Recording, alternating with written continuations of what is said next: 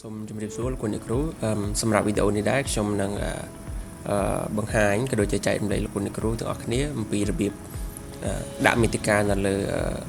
កម្មវិធី Microsoft Word ហើយមាតិកាហ្នឹងគឺវាដាក់ដោយស្វ័យប្រវត្តិអញ្ចឹងជាទូទៅនៅក្នុងមុខងារនៃការដាក់មាតិកានេះគឺវាមានសារៈសំខាន់ពីព្រោះបើសិនជាលោកអ្នកគ្រូអត់ប្រើប្រាស់មុខងារនេះទេសម្រាប់មាតិកាឬក៏ចំណងជើងនៃអត្ថបទហ្នឹងគឺលោកអ្នកគ្រូនឹងត្រូវ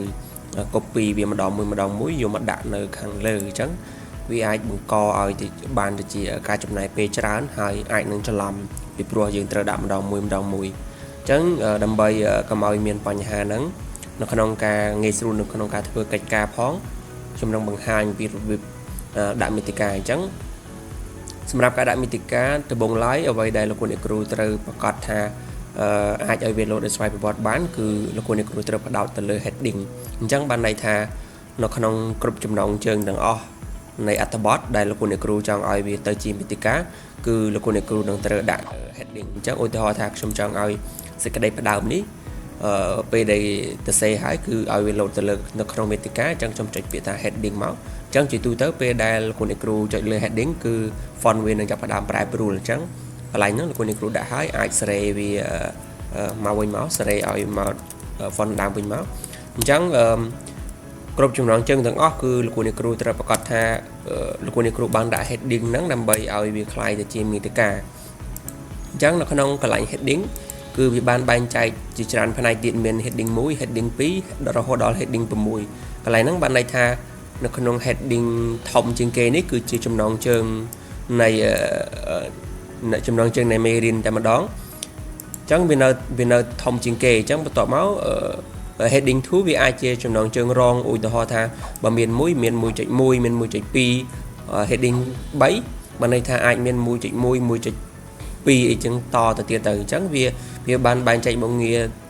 ទាំងអស់គ្នាប៉ុន្តែបើសិនជាក្នុងករណីលោកអ្នកគ្រូអត់ចង់ពិបាកច្រើនទេអាចប្រើតែត្រឹម heading ឬក៏ត្រឹម heading 1ទៅគឺវានឹងស្អាតហើយអញ្ចឹងលោកអ្នកគ្រូត្រូវដាក់ទៅលើ heading នឹងទាំងអស់សម្រាប់គ្រប់ចំណងជើងម្ដងទៀតគឺត្រូវប្រកាសថាគ្រប់ចំណងជើងទាំងអស់លោកអ្នកគ្រូបាន select ហើយចុចពាក្យថា heading អញ្ចឹង heading ពេលដែលមែនតើទៅនៅក្នុងមាតិកាគឺវាមានសារៈសំខាន់អញ្ចឹងសារៈសំខាន់បែបម៉េចអញ្ចឹងបន្ទាប់ពីនៅក្នុងអត្ថបទទាំងអស់ដែលលោកអ្នកគ្រូបានសរសេរហើយបានដាក់ចំណងជើងហ្នឹងគឺឲ្យវាទៅជាមាតិកាគឺត្រូវលោកអ្នកគ្រូត្រូវមើលនៅពេលដែលដាក់ heading អស់ហើយបាទហើយមកកន្លែងទំព័រណាមួយដែលទំនេរមកអញ្ចឹងលោកអ្នកគ្រូត្រូវចុចពាក្យថា reference ដែលវានៅលើរបារខាងលើហ្នឹងលោកអ្នកគ្រូចុចពាក្យ reference មកបាទនៅពេលដែលចុចកន្លែងហ្នឹងហើយសូមលោកអ្នកគ្រូកលេចមកមើលពាក្យថា the table of content អញ្ចឹងកន្លែងហ្នឹងគឺជាទម្រង់នៃមាតិកាដែលលោកអ្នកគ្រូអាចជ្រើសរើសដាក់បានឬក៏មានជា mode ដែលលោកអ្នកគ្រូអាចជ្រើសរើសបានហ្នឹងជាទូទៅគឺខ្ញុំតែងតែប្រើប្រាស់នៅខាងលើគេបាទអញ្ចឹងបន្ទាប់មកលោកអ្នកគ្រូចុចកន្លែងហ្នឹងមកអញ្ចឹងនៅគ្រប់មាតិកាឬក៏គ្រប់ចំណងជើងទាំងអស់ដែលលោកអ្នកគ្រូបានដាក់ heading គឺវានឹងឡើងមកហើយវានឹងចាប់លេខទំព័រដោយស្វ័យប្រវត្តិអញ្ចឹងលោកអ្នកគ្រូអត់ចាំបាច់ត្រូវ copy ចំណងជើងហ្នឹងមកម្ដងមួយហើយចុច tab ឬក៏ចុចសញ្ញាចុចហ្នឹងឲ្យបានគ្រប់ទេអញ្ចឹងលោកអ្នកគ្រូបន្ទាប់ពីដាក់ហើយអាចសេរីវាមកអញ្ចឹងជារួមគឺលោកអ្នកគ្រូនឹងបានទៅលើមាតិកាប៉ុណ្នេះអញ្ចឹងកន្លែងនេះលោកអ្នកគ្រូអាចទៅវាដាក់ថាជាមាតិកាវិញមកបាទ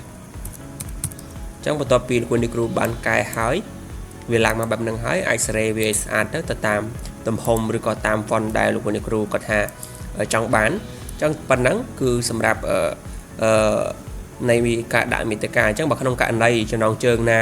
មានការផ្លាស់ប្ដូរឬក៏ប្រែប្រួលលោកអ្នកគ្រូគាត់ចុចពី update នេះបន្ថែមទៅគឺវានឹងឡើងមកហើយប៉ុន្តែបើក្នុងករណីលោកអ្នកគ្រូបានចុចពី update ក្នុងករណីមានចំណងជើងថ្មីកន្លែងខ្លះវានឹងចេញ error ដោយសារលោកអ្នកគ្រូបាន update បាទសម្រាប់ការដាក់មាតិកាគឺមានប៉ុណ្ណឹងសូមអរគុណលោកអ្នកគ្រូបាទ